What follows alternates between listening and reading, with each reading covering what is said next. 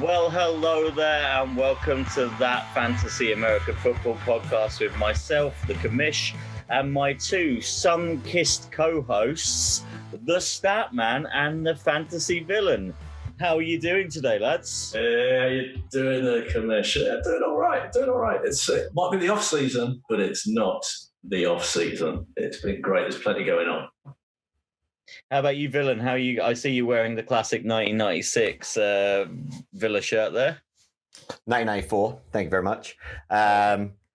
Celebration of two great England additions to the Euro 2020 with Jack Grealish and Tyrone Mings getting called up for English foosball. So yeah, let's celebrate a different sport for a little bit today. Also, John McGinn is the top scorer for Scotland at the moment, and they're also a legend. So let's have that. Yeah, apparently there's another football. I've been offered a chance to join a 50,000 fighting for 50,000 euros tournament. So it's 50,000 euros, 50,000 competitors doing the soccer ball fantasy. I thought the Euros happened last week. Eurovision, wasn't that the Euros? They're proper Euros. That's the proper Euros. Yeah. I mean, that's the thing. We've got to keep ourselves busy in the off season, but today we're going to be helping you prep for September. We are just a mere 3 months away from the start of the football season, pretty much. 3 months away from going into drafts and everything. So today we're going to be talking about coaching changes. But before we do so, a quick reminder to follow us on Twitter at TFAFP, on Instagram via That FAF Podcast, and subscribe on all podcast services as well as on the YouTubes with the button wherever it is. And make sure you stay up to date with all of our shenanigans in the build-up to the season. So today we're going to be focusing on coaching changes and what they mean for fantasy. But before we do that, it's really important, even at this time of year, when there isn't much to talk about, to chat about the news.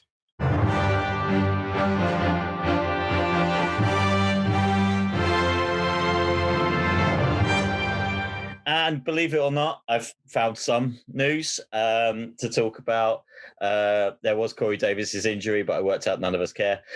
So June 1st is here. Today is June 1st. We're recording on June 1st. This will go live on the interwebs on June 1st, which means it's a big day for two people. It's a big day for our little old Aaron Rodgers, little Aaron. He can go if he doesn't continue to have a fight with the GM. Do we think Aaron Rodgers is going somewhere? Is he staying? Is he on jeopardy? I know we've talked about this before, but it's June 1st, so before our next show, I imagine we'll have a definitive answer. What do we think? I think it's going to drag on. I don't think there will be definitive, not yet. I think it's just they're not going to trade him. They don't want to trade him. They're going to leave it going. I think what will push it is when they realise that he'll just take a year off, and then they'll probably think, you know what, we're better off just trading them at that point. So I think this could go on for a while longer yet. I don't think it's going to be anytime soon. So I'll just leave that in there for the next episode. Leave that in the show doc. Unless do you have an inside track? Do you think it's going anywhere? No, I'm with the Statman on this one. I think that it's two very, very stubborn people fighting it out here, and the GM doesn't want to budge on it. Aaron Rodgers doesn't want to budge on it. Aaron Rodgers coming out as the real nice guy here, though. He's saying he just wants the best things for the Packers fans, the Packers players. He wants everything the best for it, and the GM is really looking like the bad guy. And Blake, let's face it, we all hate a GM at the moment. That's the world that we live in now. We hate leadership. It's coming down very, very much as a them versus us kind of thing. So I'm all for Aaron Rodgers. I'm a union guy, you know. Well, you won't catch me. I'm part of the union, as they say in 1970s pop songs. One thing I will say is he doesn't look like he's having a shit time being on holiday with his Hollywood wife, Miles Teller's wife, in Hawaii, just having a fucking time. So fair play to him. One person who we might have an update on before the end of the show or before the end of the week, hopefully soon, Julio Jones. It looks like it's almost definite that he's going. So definitely. Where? Question is where? Anywhere of the 32 teams that have been linked with him so far. I mean, does anyone have any preferences as to which team he might end up playing for? I mean, I don't know. No, I mean, the Patriots are the bookies' favourites. The Titans are the bookies' second favourite. Rumours are that the Falcons are happy to let him go for a second rounder if they agree to take on the full contract. Yeah. I want to throw a challenge flag in on that there's a first rounder on the table already. I'd say if there was a first rounder on the table, then that deal would have probably happened straight away. The only thing that makes me think that there is one, because it was mentioned that it was a future first rounder, which of course it has to be, is I don't think it was a 22 first rounder. I think someone might have thrown in a 23 first rounder, and that's probably going to be the Seahawks, because they came up recently as being interested. And they haven't got a 22 first. So, like the story is, they don't like the first rounder picks anyway. So, it might have been them that had that on the table. But I'm pretty sure if there was a genuine first rounder for next year, he would have been out the door. Thank you very much. We'll have that. I mean, as a Titans fan, I'd love to see him at the Titans. I think that's a logical fit. There's close to 230 targets available. With everybody who left, there is a need. The Titans look like a team that could win, and I'm not just saying that as a Titans fan. They've got every part of it's kind of improved in the off season, and they've been perpetually in the playoffs. Look at it 2 years ago, I don't know. It feels like Julio could do well there. Obviously, he could do well at the Pats, but nobody wants that. So I want him to go to Titans. You two, is there any way you actually want him to go for fantasy purposes? Yeah, for fantasy purposes, I like him being at the Titans for a selfish reason as well. I want him out the Falcons. I want all those lovely, delicious targets to go to Kyle Pitts. Yummy, yummy, yummy Kyle Pitts. And then also, that makes my decision easier not to play Anthony Ferks there, because that's some of his targets going to the big man Julio. Ryan Tannehill likes the deep threat. And if he's got two in AJ Green and Julio Jones, you absolutely love AJ Brown. Sorry, AJ Green is garbage. Apologies. If he's got AJ Brown and Julio, two big, deep wide receivers, the Titans look sexy, real sexy. I think the Niners look quite a tasty prospect if he went there. He's obviously got history from playing for Shanahan previously, so I quite like that. Where I don't want him to go is the Ravens, because that was another one that came up, and I don't think he would go there, because then you would have. You would have Julio on the outside, you'd have Bateman on the other outside, you'd then move Marquise into the slot, and then that $5 million that you just spent on Watkins is wasted, because it'll be like your fourth receiver. So it was already wasted. Passing team. Yeah, it was already wasted. Wouldn't like to see him go there. Did we get confirmation on whether that tweet from Marlon Humphrey and the exchange back from Julio Jones, did we get confirmation if that was genuine or Photoshop work? Photoshop work. I know what you're talking about. Balls.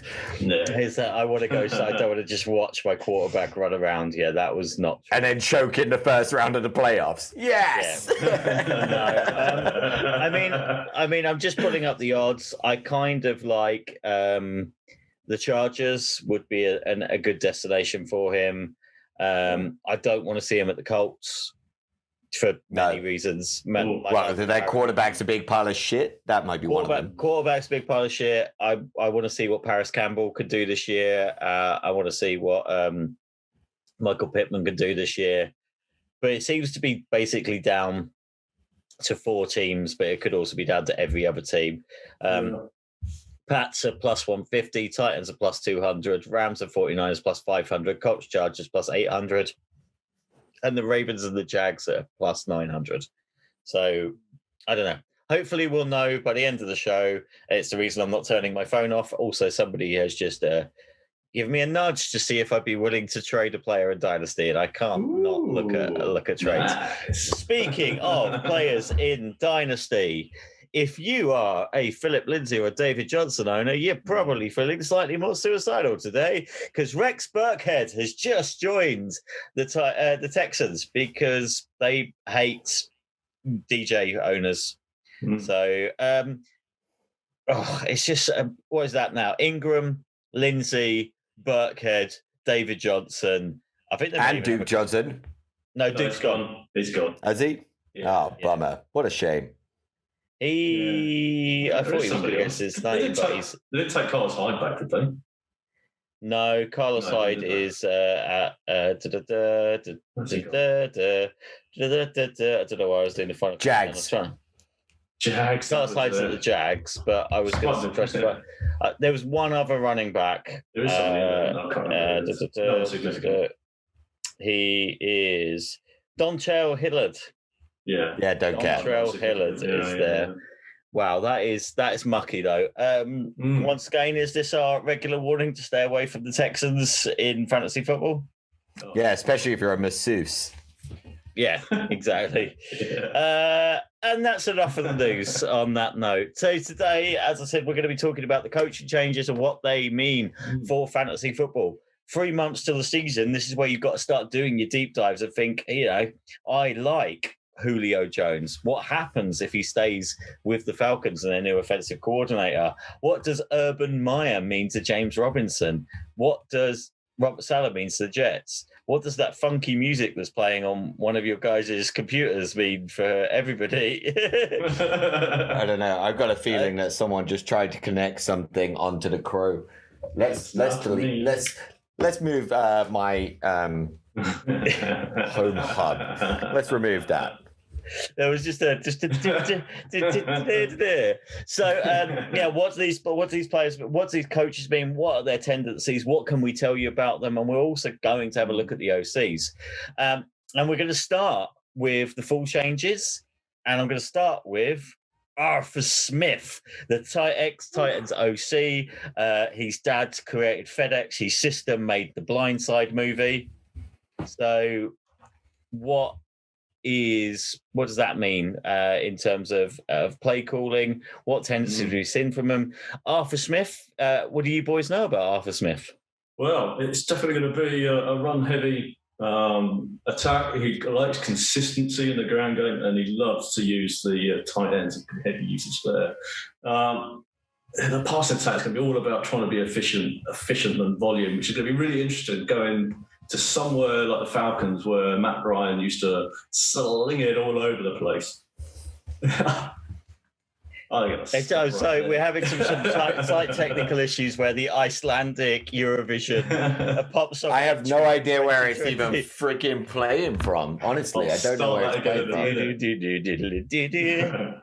Is it playing through your? Is it playing through this? I can't hear it at all. It would be from the kitchen. It's just I can hear it playing through my headphones. I'm not against it because it's a great song, but it's just like over that again in a minute. That's brilliant. I was going to say what? It's not from here. It's not playing in house. I don't know. Do you listen to a lot of Dare Free? Because I do. I have no idea. Honestly, I have no idea where it's playing from. Honestly, I've got nothing open there. Let's make sure it's not my phone because my phone's volume's off. No, it's not me. No, well, this is an interesting insight to those listening on the podcast and the YouTube because we're playing. It's just playing. It's playing on. It's playing on my computer without Spotify being open. Yes, that is madness. You get that sorted. I'll go again on the Falcons. Oh, we can't. No, but it's as you were saying, Arthur Smith, run heavy tendencies. Now run heavy. Tight and heavy usage as well, efficiency. So the interesting thing is about the efficiency and the volume there that Matt Ryan's used to. He was slinging it around all over the place. Now we're going to see a lot less pass attempts, which is going to drop drastically, but we should see his efficiency go up. So that'll be quite an interesting thing for fantasy as to how that works. What we do know, though, is that the running backs are not going to catch the ball because that's not what Arthur Smith does. That's going to be the big thing, I think, looking next year. So although Mike Davis is tagged as the starter at the moment, they could probably cope with it because he's a decent pass catcher. I don't think we're going to see an awful lot from him there. What we will see a lot of is Pitts and Hurst and Ridley getting open down the field because he's always open anyway. But getting open downfield will be amazing. That's what I'm looking forward to seeing with Arthur Smith there. It's interesting. What I'm interested to see is this going to show that he was run heavy because he had Derrick Henry, or is he run Henry by design. Run heavy, not run Henry. That was his old tactic. Yeah, run Henry, done. Interesting enough, Arthur Smith is also going to be the OC for the Falcons, so he's play calling. So it's all going to come from the top. It's very much. I just see that being you said high efficiency. I think it's great for Matt Ryan, and I think Matt Ryan is an early sleeper candidate for QB because he's not in a lot of QB1 rankings. Yet you think his efficiency goes up. There will be more RPO because Arthur Smith loves RPO. You look at the running backs he's got there; they'll be able to do that. Ryan Smith can do a little shimmy. He's at least as mobile as Tannehill. At least, like he's not much. I can't say he's more mobile, but he's there. It's interesting for me because he's slightly unproven, Arthur Smith, in terms of what he do as a head coach. Yeah. But he fixed Tannehill though. He completely rebuilt him, so that's something that we know that he can do. And as a former tight ends coach, he bloody loves tight ends. So if I was a Kyle Pitts owner in the dynasty, drooling over Pitts. Oh yeah. I mean, my opinion on it is if he does exactly what he did at the Titans as an OC, but as the head coach, then you're going to be looking at Calvin Ridley is going to be an absolute monster. Kyle Pitts is going to be a monster, and Mike Davis is going to be a monster. And also, I'm with you on Matt Ryan. I think Matt Ryan is this player that, his MVP season, he literally flew under the radar when he won MVP. No one was all season raving about him, but by the end of it, you look at it and you go, oh shit, Matt Ryan's very fucking good at football. He just gets the job done. I think Ryan Tannehill is very similar to Matt Ryan in the way that he plays, only he's minusculely more mobile than Matt Ryan.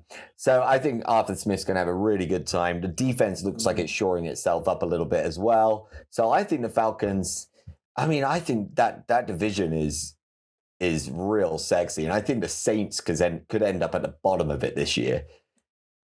I don't see Mike Davis being able to carry that load like Henry Kells at a completely different running back. Have you seen his thighs? Yeah. Get out of it. But he really wore down when he had the chance with the Panthers last year. So that's true, yeah. I do question that. It'll be interesting to see if anything crops up in training camp and in the preseason games as to how it. What's the name of the undrafted rookie that looks real, like there could be a real chance?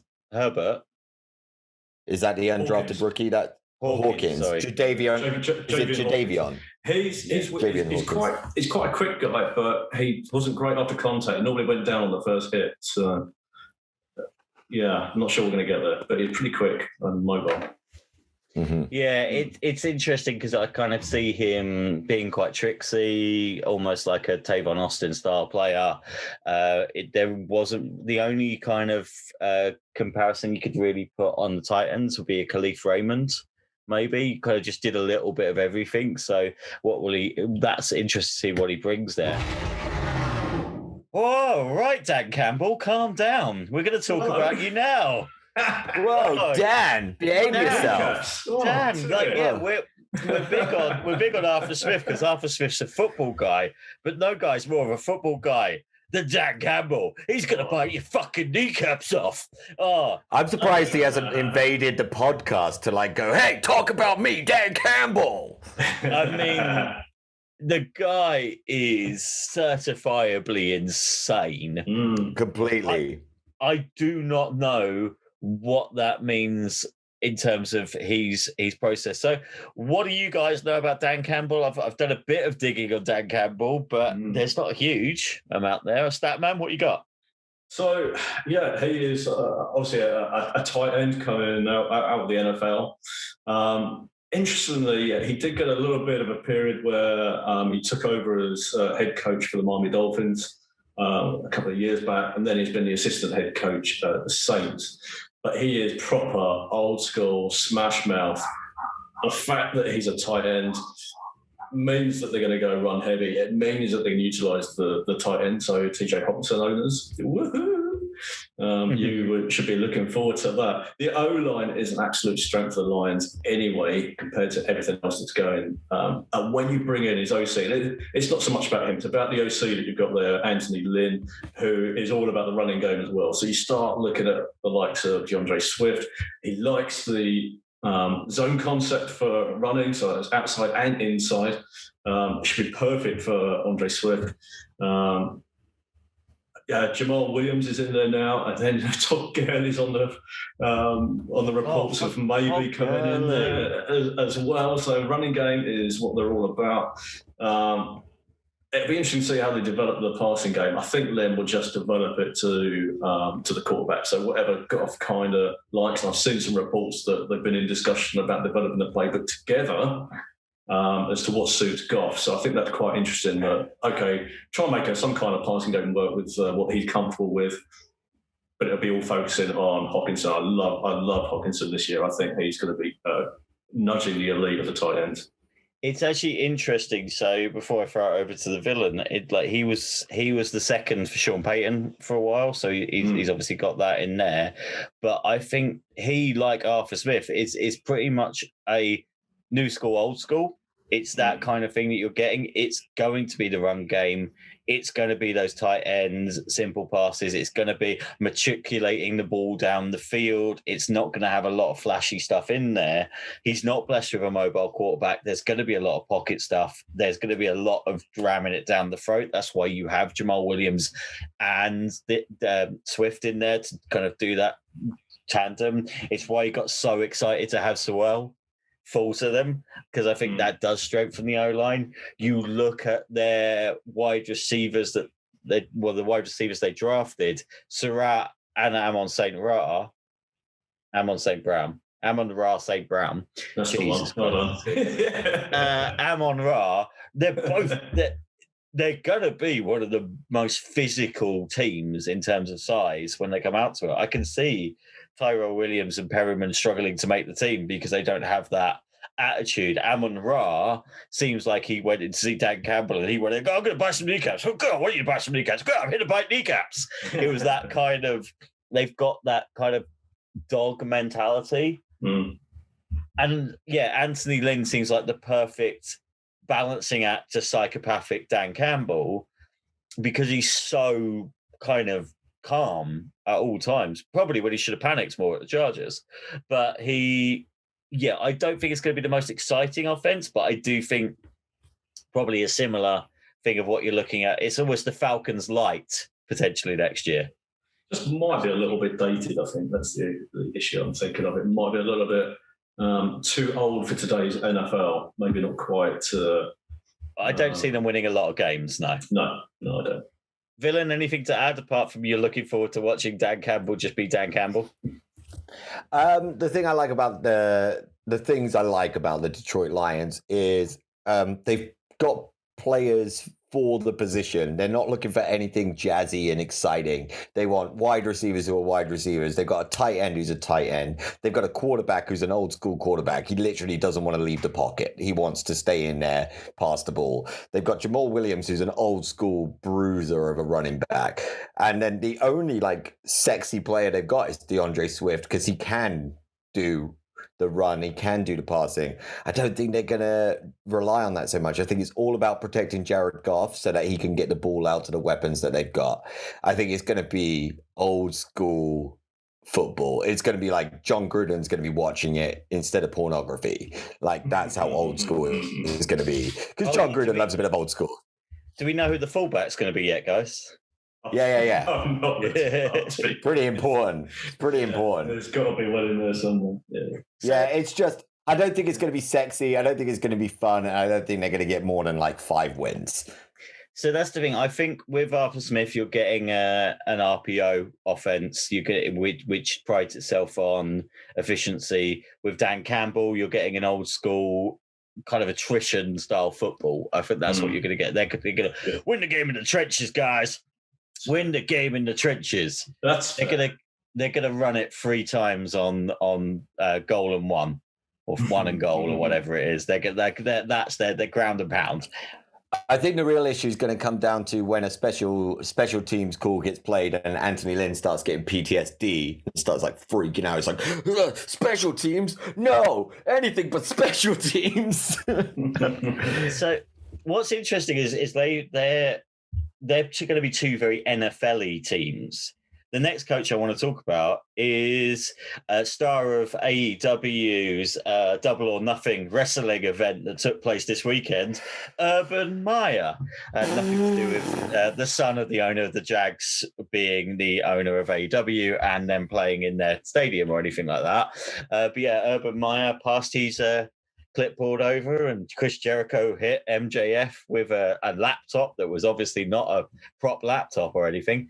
But yeah, Urban Meyer, his OC's going to be Daryl Bevel, old Flat Top joining Flat Top. I mean, literally, whoever has got the short back and sides market in Jacksonville is sorted.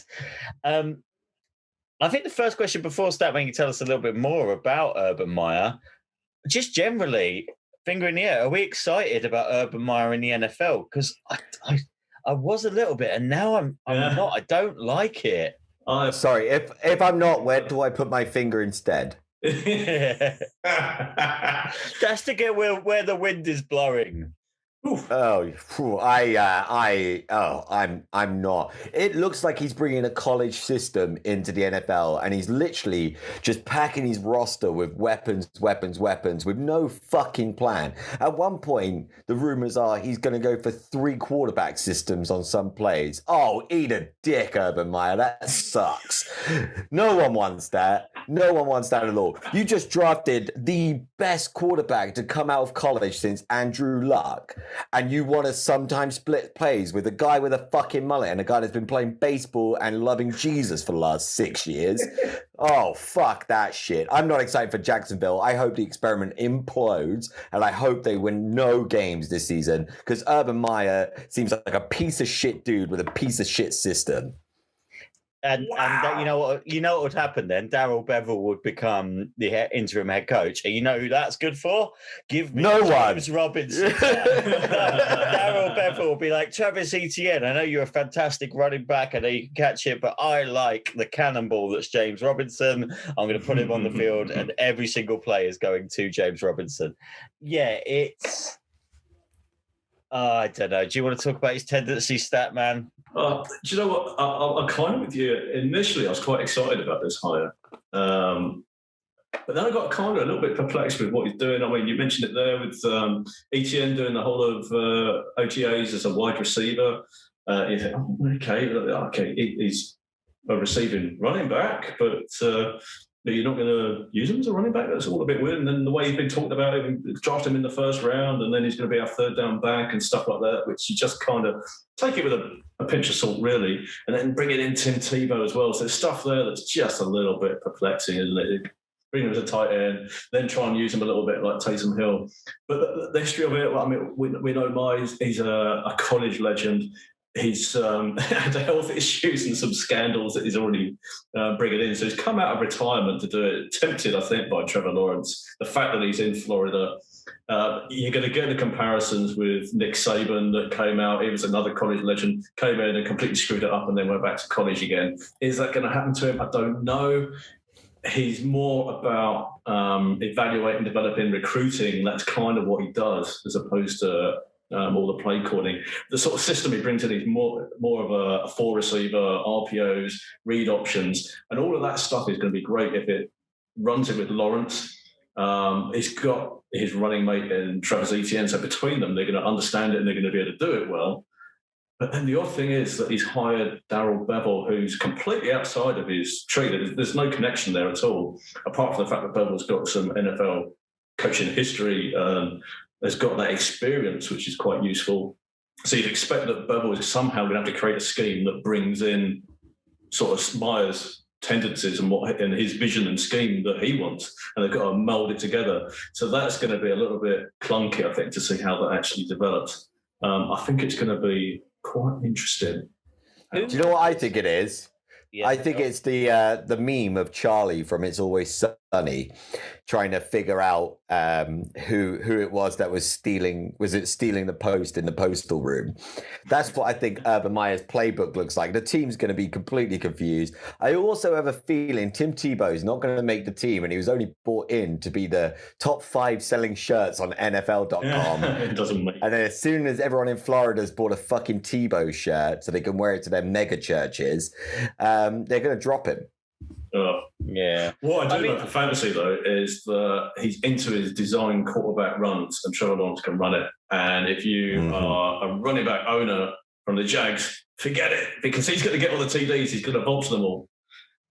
Yeah, and that's the whole thing. It's not just like that. Is never has there been a more committee-led running back room than I think we're going to be seeing there.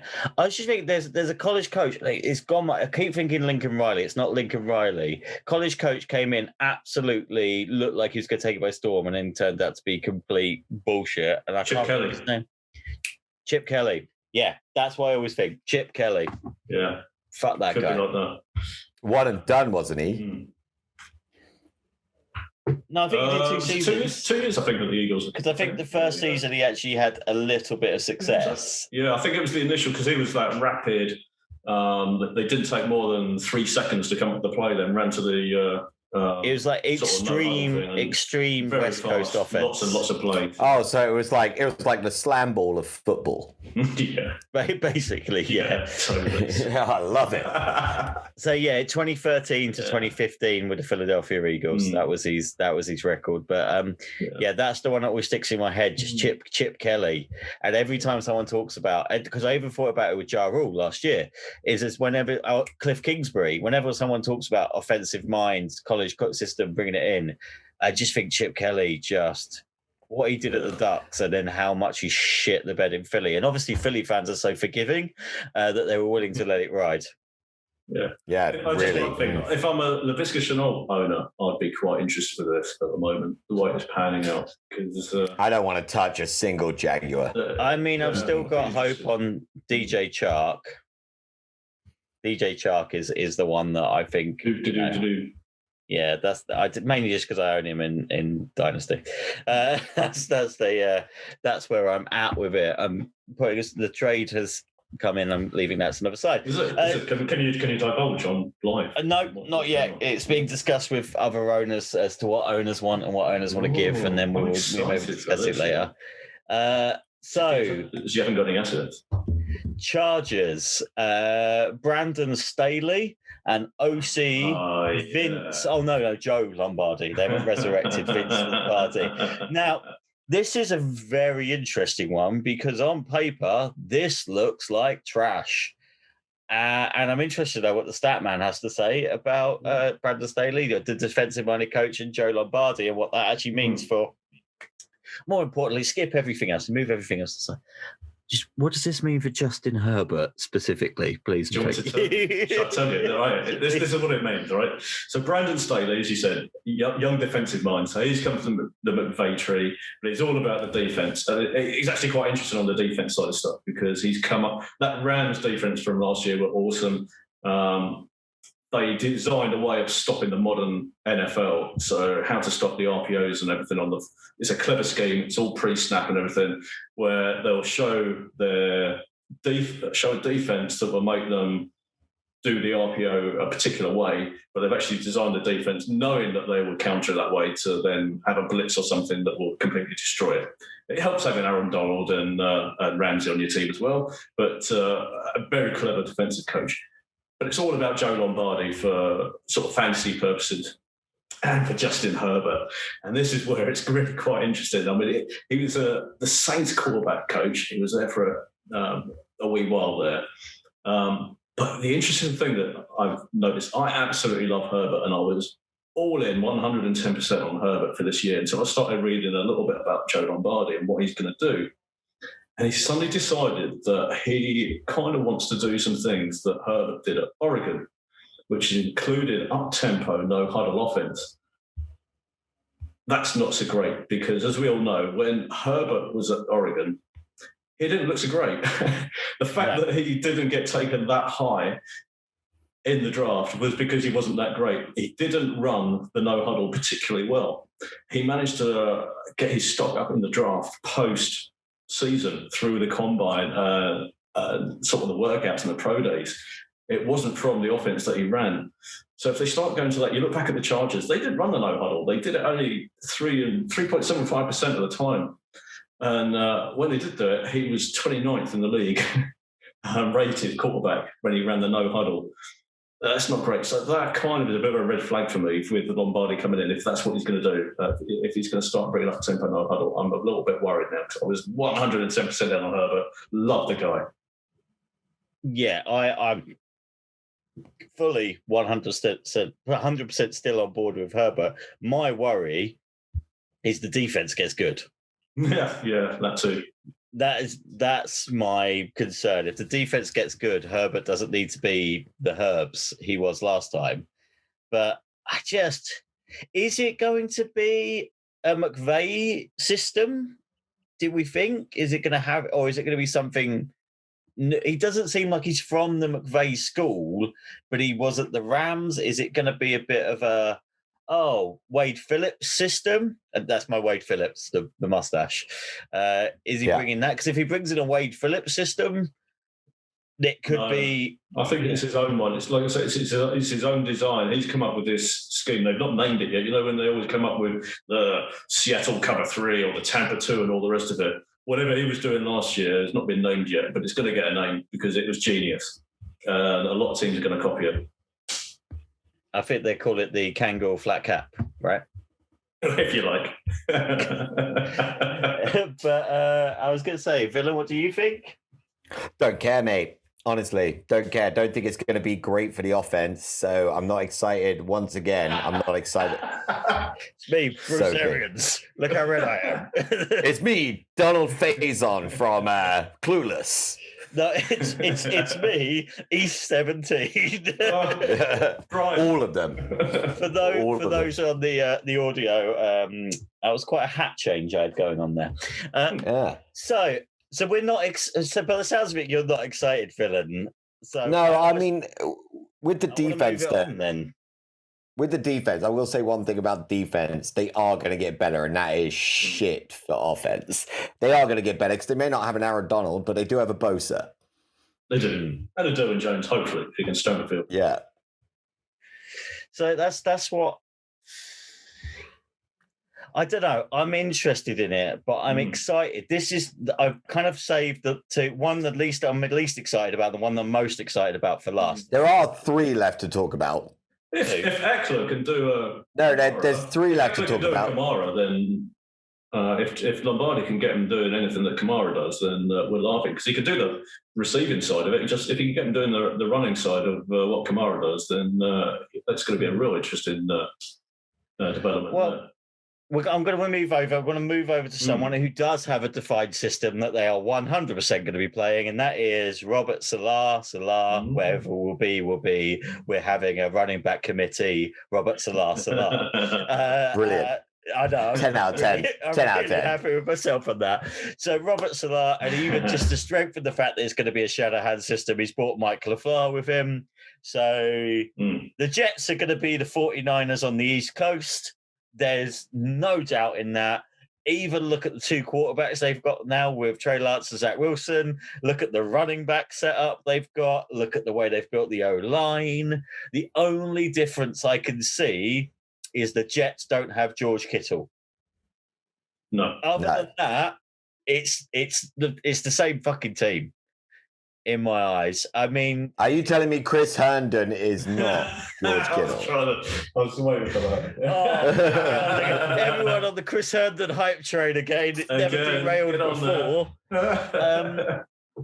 I don't know. I'm hyped for it. I like the Shanahan system. It's a bugger for fantasy football, but when a player hits, it hits. And that's not just because the OTA news about Miguel Gatter is getting... Oh, Miguel Gatter! I'm so excited about that. But Mims, Moore, Corey Davis and his limp shoulder, so maybe there's a chance for Crowder to get back involved. Crowder! I mean, I was thinking about it, because there's not a tight end, you could easily keep Crowder and they could run 4 wides. And you've seen that before. I mean, who's going to be the fullback for the Jets is another question. There's so many. They should just genuinely be the most improved team. I love Salar's energy. I like the tendencies. I think this is the 49ers. Mike LaFleur is just going to cement that. Mike LaFleur's great for the development of Wilson, I think, personally. I think that's going to help him. They're doing everything they should have done with Sam Darnold, but had Gase. Now they've got a good coach. So, Statman, tell us about the tendencies. And I'm sorry, a slight hyperbole took over there. You're pretty happy. You've covered it, really. It is a Shanahan West Coast play action, throw on the run, all the skill sets that Wilson's got, outside run scheme as opposed to zone run scheme as opposed to inside and outside. It's they've got Tevin Coleman there from the Niners. They've brought him across. He knows the scheme already. They've got running backs that suit it in Ty Johnson, P. Ryan's there, and Miguel Cater will be absolutely brilliant as well. It's great. Like you said, that there is no Kittle as such unless Herndon does suddenly pop out of nowhere. Reports are that Corey Davis and Denzel Mims have been getting talked up by LaFleur. They're getting open on short routes. He's excited about what they can do compared to last year when they were waiting for Darnold to fling it all the way downfield and get sacked and never see the ball. It's going to be interesting. So, Corey Davis could fit in quite nicely there. Mm-hmm. I think if I was a Jets fan, I'd be excited. Should be, I don't know. There's a lot of. You can buy a lot of good faith in a team with the right coaches, and this almost feels like the Panthers last year. You get that buzz, that excitement out of all of them. This is the one I'm feeling that about, and the Panthers didn't disappoint last year. Like what they were churning out on the field for fantasy was absolute gold. The committee's going to cause headaches. I think they should just make Mikel Cutter the everything. Oh, Mr. Cutter, thank you for joining us. Here, have the ball constantly. But I think, it's his job to take. I think he will. I think Elijah Moore will find his way into that offense in quite an intelligent. As I said, the only missing piece they've got is tight end. So it's just whether or not there could be room for a surprise tight end candidate if you're well, as we all are, looking for somebody to be a top 3 tight end. Because if it's not Kittle, Kelsey, or Waller, who gives a fuck? It's Kyle Pitts. Oh, sorry. We went more than a half hour without praising Kyle Pitts. So. And everyone keep an eye out for Tommy Tremble. He looks so good in OTAs. I would be so excited for Tommy Tremble to be good. I'm also me too. I want that jersey. I'm looking forward to 2 jerseys being added to your collection, both of them being tight ends and one of them being carpets. Falcons black jersey. Yeah. Nice. I will say a quick thing about the Jets. I hope they do get it together from week 2 onwards, because I want to see them get absolutely destroyed in week 1 by the Panthers. And my main issue with it is how we have no clue in any position who's going to be the number 1 in terms of running back, wide receiver, tight end. Because Chris Herndon, anyone could come in and take his job. Corey Davis would make an excellent tight end. He is humongous. Wide receiver wise, I have no idea who's going to take top spot by the time training's finished, the off season's finished. And Zach Wilson has a really sackable face. It does, yeah. I really hope Brian Burns just puts him through the ground in week 1, because he's got such a sackable face, honest to God. Yeah, you want to hit that man. I really want to punch him. Yeah. Speaking of punchable people, this is Nick Sirianni. This is the only other head coach I've got listed down is Nick Sirianni. You're missing one. What about the Houston Texans, mate? Yeah. I don't count them as a football team, so okay. Oh, okay, that's fair enough. That's because they're a high school organisation. That's right. Forgot about that. genuinely didn't even write them down. They didn't even. Such a dumpster truck. I have not even thought about the Texans. Oh, God, I'm crying. There's no fantasy implications. Just avoid them. Avoid the Texans. There's nobody draftable at the Texans. It's the stuff nightmares are made of, honestly. We'll mention it after the coordinators as a footnote. Tell me about Nick Sirianni and Shane Steichen. Oh, man. Nick Sirianni, Frank Reich disciple. He is one of these guys. He's like a Duracell buddy, highly energetic. He's one of those that you just want to punch his face in for a week. I think that's what we're referring to there. He is an absolute nightmare. It's just irritating man ever. He's the weird thing about him is that the Eagles brought him in, having been a Frank Reich disciple because they thought he's going to fix Carson Wentz, to then get Carson Wentz going the other way to the Colts. So it's like, there he is now as the Eagles head coach, and the guy that he was going to fix isn't there. He's now got Jalen Hurts. It's like, oh, okay, so you're now my incumbent. What the hell am I going to do with you? I think he must be sold enough, or at least the organisation sold enough on Hurts because they traded down away from all the quarterbacks that would have been available for them. So they're going to go for it, and it's going to be one of these committee approaches at running back. You've got Miles Sanders in there, plenty of veterans in there. Jordan Howard, who's only like 21. Kerryon Johnson, Boston Scott, and Kenny Gainwell came into the draft as well. He'll probably just utilise the skill sets of each. That's kind of what he does. So I think he's going to call the plays as well. So Shane Steichen will be his assistant more than the actual coordinator. What he has got, though, is a couple of first-rounders at receiver. So Devon Smith's in there. You've got Rager from last year. Goddard I like at tight end as well. He's pretty athletic. And Ertz will probably be the guy that doesn't make it out of training camp. I'm sure he'll be traded at some point. But it's all about the short passing game, scheming players open, and then making plays on the run as well. So that's going to suit Ertz to the ground. Zach Ertz, New York Jets. Yes. Yeah, that'd be I'd love to see Zach Ertz at the Jets. Yeah. Let's try and get that. I'm going to give Robbie Sala a call, mate. See you later.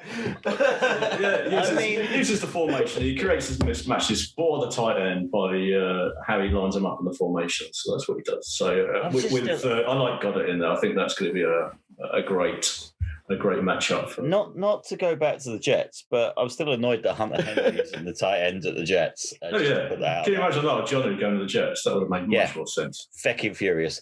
I mean, are the Eagles just hoping to resurrect the Frank Reichness when with hiring Nick Sirianni? They couldn't get Frank Reich. They get Frank Reich light. Junior, yeah. So I'd say I wouldn't say Frank Reich light. I'd say if Frank Reich was Coca-Cola, then Nick Sirianni is Coca-Cola with extra caffeine and sugar. He's bouncing, yeah. He's probably the fully lit version, yeah. Coca-Cola Crystal Meth Edition, like absolutely lunatic. Yeah. For fantasy though, I would say we're bang on with. I think Dallas Goedert's going to be an absolute monster. If you're looking at someone trying to break into that top 3 of tight ends, Dallas Goedert could be a great shout. I love Jalen Hurts. I've made no secret about how much I love Jalen Hurts. He's athletic. He's an excellent quarterback, and he's very intelligent, and he's patient as well. He bided his time at every opportunity he was given until he was the guy, and if he wasn't, he was still a team player. And Devonta Smith has something to prove. He's the Heisman winner, and he was overlooked for Jamar Chase, and he wants to prove he is the best wide receiver to come out of college this year. So I'm fully excited for the Philadelphia Eagles. I think they win 2 games all season. and win the East. And still win the East. Yeah, I think they're a team that's still going to be behind. That defense is crap. They're going to have to be throwing the ball. I think this is Jalen Hurts' last season as a starter in the NFL. I genuinely do. I think this is where Spencer Rattler is next year. Oof. I see Spencer Rattler at the Texans next year with the number 1 overall pick. No, I see them trading their number 1 overall pick for 2 bags of laundry. Magic beans. Magic beans. Come on, guys.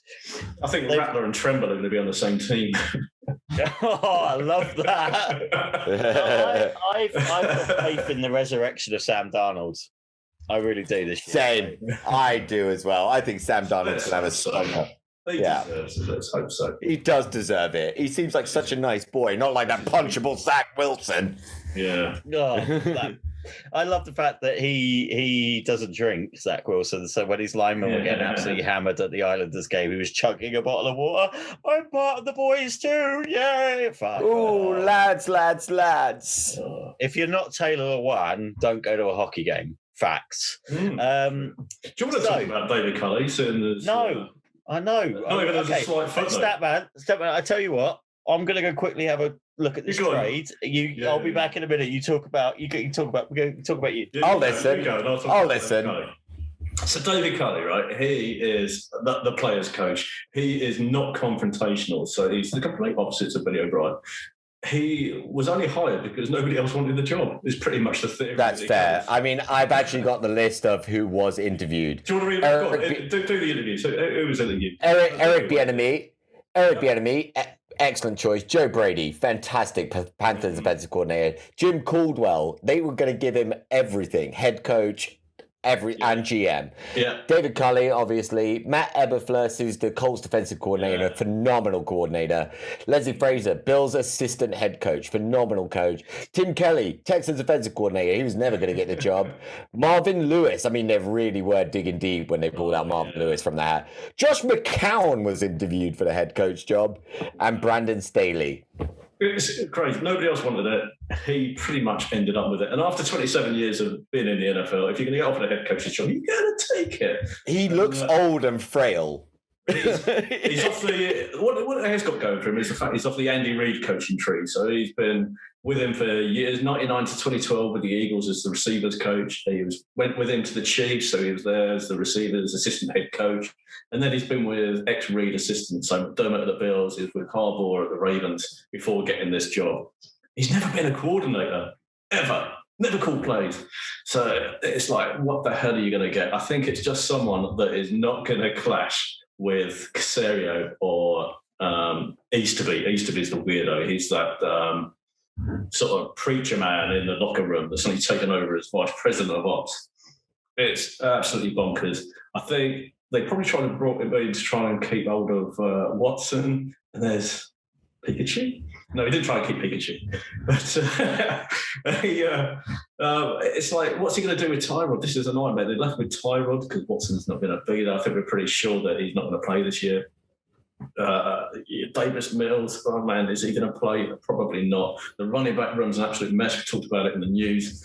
And then the tight end is non-existent. The receivers are all limited. It's pretty poor. I wouldn't worry about it. I think he's just been thinking, oh yeah, head coaching job. I've been doing it 27 years. Thank you very much. I'll give it a go. Do the Texans go for a duck this season? I think there's a chance. Quite. Have you got a duck to put on? No. Actually, 1 second. You're going to have to prepare it for this season because we've got the Texans are definitely going for it. I mean, I think Tyrod Taylor is. It seems like he's uncoachable. You can have a duck whistle. Why is the duck smoking a cigar? I don't know. Quack, quack. I don't know who you are, but your fez is familiar. For anyone who wasn't watching on YouTube, I just did a hat parade because I'm more excited about that than the Texans. So, reason to go catch us on the tube, guys. So, fuck that noise. I don't give a shit. There's a reason to be excited about. There's a reason to be excited about the Texans being so bad. It's a guaranteed 2 wins a season for the Titans.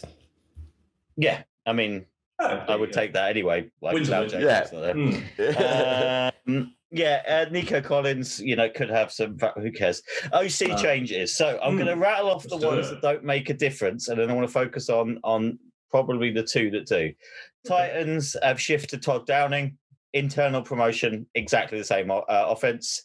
49ers, 100%. Mick McDaniel, I think that's the same offense. Shane Waldron's the same offense. Clint Kubiak isn't going to run exactly what Daddy ran. So we know what we're getting there. So we'll go back and circle on those if you want to talk about any of those. But I wanted to focus on Miami with Eric Studsville and George Godsey. The dream team, guys. Yeah, how weird. Oh, Eric Studsville, you know he likes a running game.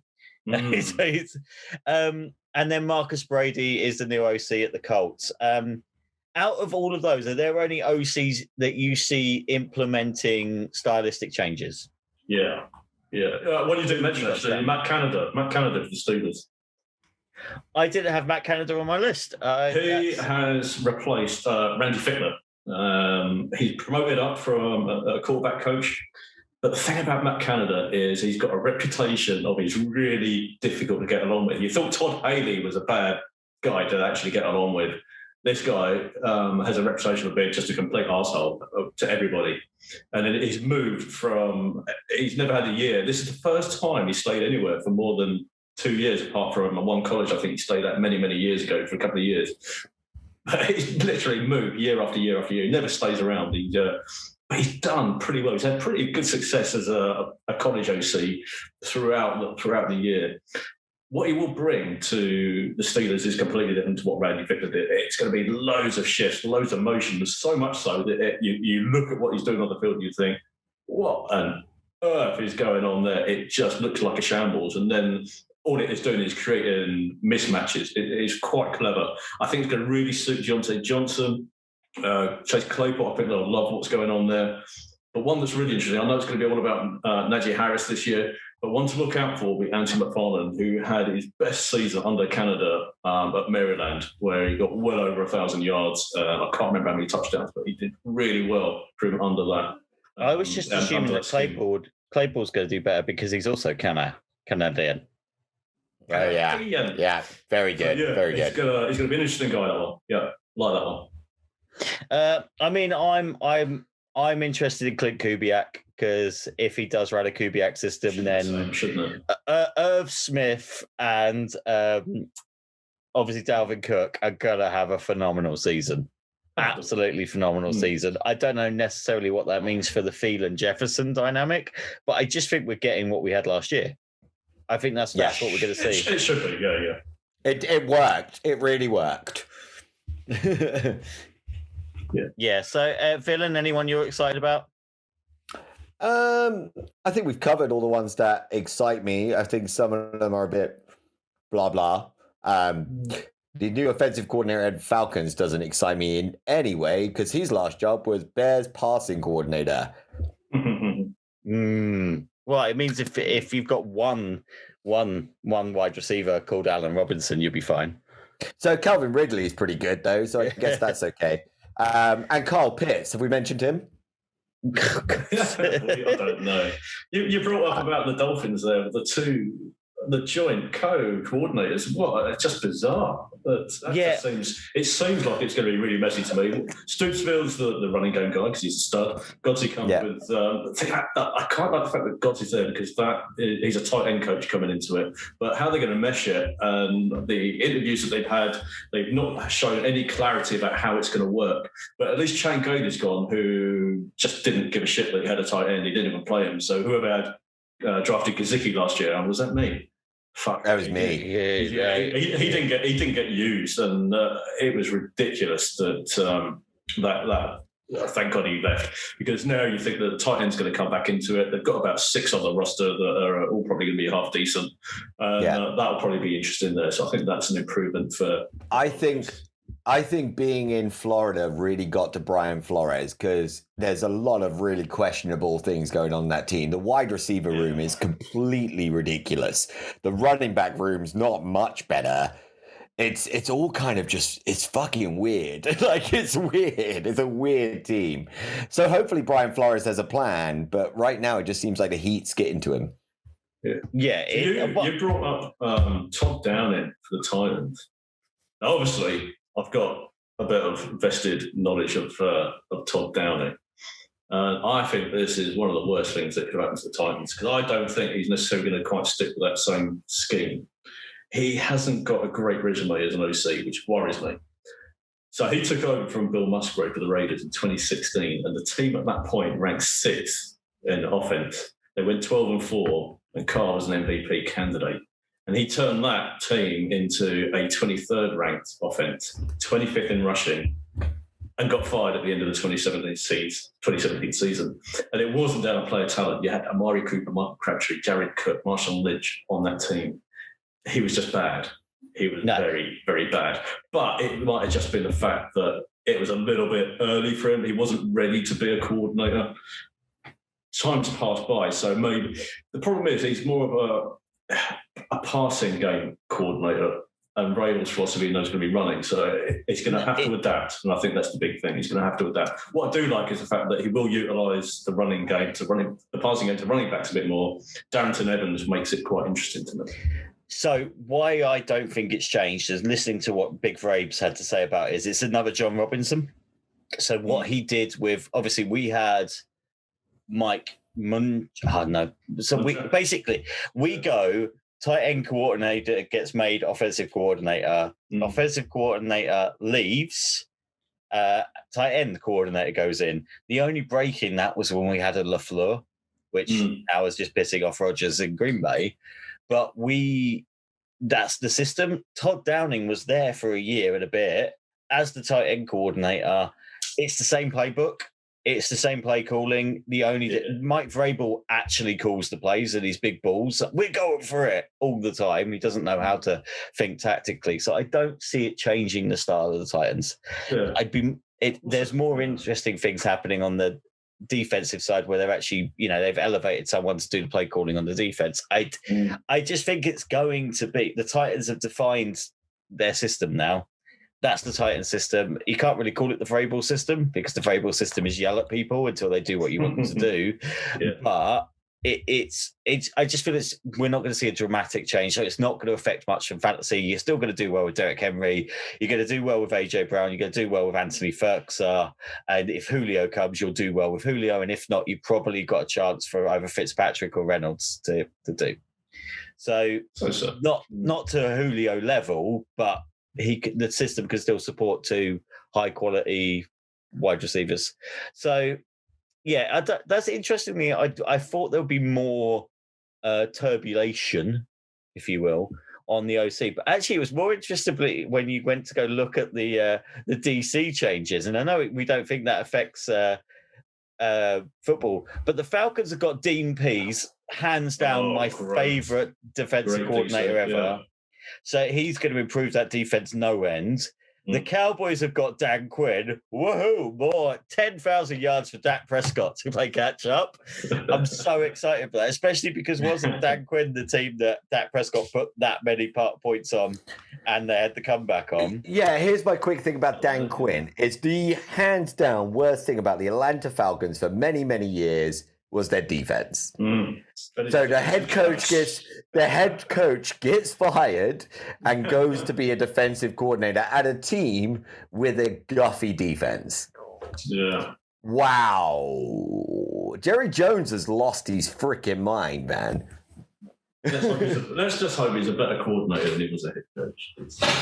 Yeah. Exactly. Well, it worked the other way around. If you're a Cowboy offensive owner. Old ginger face. What's his name? Went to the Giants. Garrett. Jason Garrett. Jason Garrett, much better as an offensive coordinator than he is as a fucking head coach. And then Raheem Morris is over at the Rams now as the DC. So yeah, and I think it's really hard done on Raheem Morris that he didn't get a Falcons job in the end. Arthur Smith's exciting and brings something new to the table, but I think Raheem Morris was doing a really great job. Probably a better defensive coordinator than Dan Quinn. Yeah, that's the whole thing I've got with Arthur Smith. Arthur Smith's a boy, and I think the Falcons are going to do well for it. The NFC South is by far the most exciting division in football at the moment. Yes! So we'll go from there. But any more updates or changes you want to talk about? Nah, man. One other. You mentioned Shane Waldron. No, it's a change. It's a change from Brian Schottenheimer wanting to pass it all the time, pissed off Pete Carroll. He's now got the coach in there that will run the ball and play action, and that's what he wanted. So Chris Carson, looking at him, I think he'll be a nice steal if you can get him in the sort of late third, fourth round. And it makes Russell Wilson better as well. Yeah, it does. It does. I think people are too low on Chris Carson at the moment. That is 100% sure. Yeah. Can we keep them low? I want to get them mid-round, mate. So lovely stuff as usual, boys. That's all we have time for, though. So thank you for joining us today to talk about coaching changes, and join us in 2 weeks' time, where we're going to continue to get you prepped for your 2021 fantasy season. If you've enjoyed what you've heard, please subscribe and review us on your podcast service of choice. Subscribe on YouTube. Give us a likey like.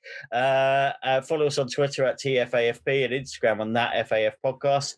And be sure to check out fantasyamericanfootball.co.uk for our latest articles, and the Statman's early rankings are live. Are they on now? Are they? One of them is. The other one I've got to do Dynasty's on there. Let's get the weeks away. Yeah, Dynasty's on there. The other one I need to do some copy and pasting of and screen grabbing. It's a bit of a nightmare, and I need a whole day. Yeah. Sorry about that. Get it on there. We'll get that. But for now, it's a big old cheerio for myself, from the Statman. Cheerio! Thank you very much. And from the fantasy villain. And just a tribute to Mr. Nice Guy who came into my bar. Cheerio. Cheerio. And everybody remember, sunscreen is your best friend. Stay smart. Stay sun smart. Hashtag Baz Luhrmann. Baz Luhrmann.